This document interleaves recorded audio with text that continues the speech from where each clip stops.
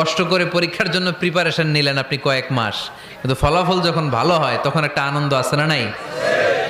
সারাদিন রোজা রাখলেন রমজানে, কি কষ্ট, তৃষ্ণায় গলা ফেটে যায়, কিন্তু ইফতারির সময় যখন রুহ আফজা শরবতটা খাই কেমন লাগে? একটা আনন্দ আছে না নাই?